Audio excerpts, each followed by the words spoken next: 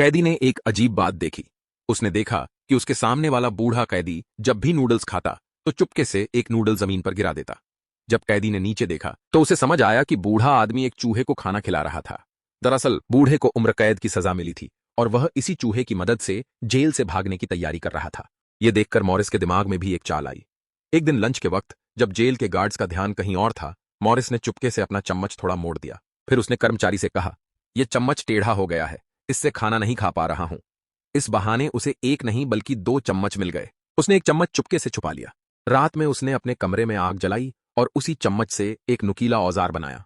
औजार तैयार होते ही उसने दीवार में छेद करना शुरू कर दिया। लेकिन तभी एक गार्ड उसके कमरे की तरफ आ रहा था। मॉरिस को इसकी भनक नहीं थी, लेकिन उसके दोस्त ने संकेत दे दिया। मॉरिस ने तुरंत खोदी हुई मिट्टी एक डिब्बे के पीछे छुपा दी और औजार वहीं छोड़कर जल्दी से अपने बिस्तर पर लेट गया। किस्मत से गार्ड ने पड़ा हुआ औजार नहीं देखा और उसे कुछ शक भी नहीं हुआ। अगले दिन जब मॉरिस खोद रहा था तो उसे पता चला कि दीवार के पीछे एक मोटी लोहे की जाली लगी हुई है। इससे वह थोड़ा परेशान हो गया, क्योंकि अब उसे कुछ ज्यादा मजबूत चीज की जरूरत थी। अगले दिन मॉरिस ने लोहे का एक टुकड़ा अपने पास छुपा लिया, लेकिन उस दिन बाहर जाते वक्त सभी कैदियों की तलाशी ली जा रही थी।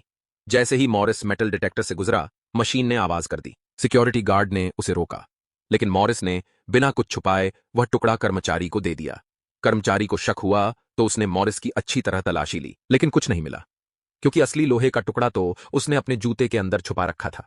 मजबूत लोहे की ब्लेड की मदद से उस जाल को भी काट दिया गया और अब भागने का रास्ता तैयार था। इसके बाद मॉरिस ने कुछ अखबारों और पुराने कपड़ों को गीला करके अपने जैसी एक पुतली बनाई। उसने पुतली को इंसानों जैसा रंग दिया और अपने बालों के कुछ टुकड़े नोचकर उसके सिर पर चिपका दिए, ताकि वह असली इंसान जैसी लगे। फिर उसने नकली पुतली को अपने बिस्तर पर लिटा दिया और सुरंग के रास्ते जेल से निकलने की कोशिश की। लेकिन असली मुसीबत अब शुरू होने वाली थी।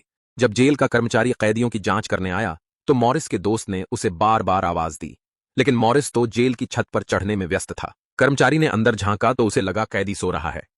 तभी उसके हाथ से छड़ी गिर गई और जोर की आवाज हुई। इतनी आवाज सुनकर भी कैदी के न हिलने पर कर्मचारी को शक हो गया।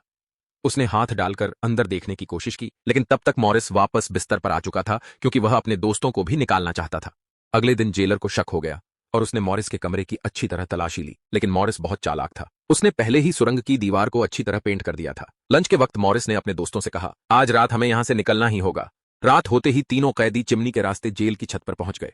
वे सर्च लाइट से बचते हुए बहुत सावधानी से आगे बढ़े। अब वे जेल में लगे ऊंचे जालों को कूदकर जेल से बाहर आ चुके थे। फिर उन्होंने जल्दी से पहले से तैयार लाइफ जैकेट्स में हवा भरी और नदी के रास्ते जेल से भागने में कामयाब रहे। अगली सुबह जब गार्ड कमरे के पास आया और कोई जवाब न मिलने पर मॉरिस को जगाने लगा, तो गुस्से में उसने गेट खोला और अंदर आया। जैसे ही उसने पकड़कर खींचा, नकली पुतली नीचे